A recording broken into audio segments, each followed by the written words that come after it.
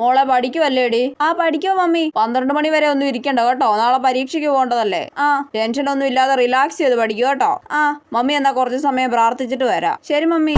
ദൈവമേ, എന്റെ കൊച്ചു നാളെ +2 പരീക്ഷ എഴുതാൻ പോവാണേ. അവൾക്ക് ഇഷ്ടമല്ലാത്ത വിഷയമായ സയൻസ് അവളെ കൊണ്ട് ഞങ്ങൾ നിർബന്ധിച്ചെടുപ്പിച്ചതാണ്. കോഴ്സ് എടുത്ത് കഴിഞ്ഞപ്പോഴാണ് ഞങ്ങൾ അറിഞ്ഞത് ഇവളൊരു മണ്ടിക്കൊച്ചാണെന്ന്. അതുകൊണ്ട് ഇപ്പൊ എന്റെ കൊച്ചു പരീക്ഷയുടെ തലേന്ന് പഠിക്കാൻ പാടുപെടുവാണേ. അവൾക്ക് നല്ലോണം പഠിക്കാനും അവൾ പഠിക്കുന്നതൊക്കെ പരീക്ഷയ്ക്ക് എഴുതാനും സാധിക്കണമേ. അവളൊരു മണ്ടിക്കൊച്ചായതുകൊണ്ട് പഠിച്ചൊന്നും പരീക്ഷയ്ക്ക് എഴുതാൻ ഒരു സാധ്യതയുമില്ല. ക്വസ്റ്റ്യൻ വായിച്ചാൽ പോലും മനസ്സിലാവാത്ത ഒരു കൊച്ചാണ് അവള്. അതുകൊണ്ട് അവളെ പരീക്ഷയ്ക്ക് സഹായിക്കാൻ കൂടെ നല്ല പഠിക്കുന്ന ഏതെങ്കിലും കൊച്ചുങ്ങളെ ഇരുത്തണേ. ഇനി അഥവാ അങ്ങനെ ആരും ഇല്ലെങ്കിൽ അവൾക്ക് ആൻസർ ഒക്കെ പറഞ്ഞു കൊടുത്ത് സഹായിക്കാൻ പറ്റിയ ടീച്ചർ ആയിരിക്കണേ അവളുടെ പരീക്ഷാ ഹാളിൽ ഉണ്ടാവേണ്ടത്. അതും പറ്റത്തില്ലെങ്കിൽ സിലബസിന് പുറത്തുനിന്നുള്ള ചോദ്യങ്ങൾ വന്ന് അവളെ ജയിപ്പിക്കണേ. അവൾക്ക് +1 തീരെ മാർക്കില്ലായിരുന്നു. ഇംപ്രൂവ്മെന്റ് എക്സാം എഴുതിയിട്ടും ആ മണ്ടിക്ക് തീരെ മാർക്കില്ലായിരുന്നു. അതുകൊണ്ട് അവളെ +2 തോൽപ്പിക്കാതെ എങ്ങനെയെങ്കിലും ജയിപ്പിച്ച് വിടണേ.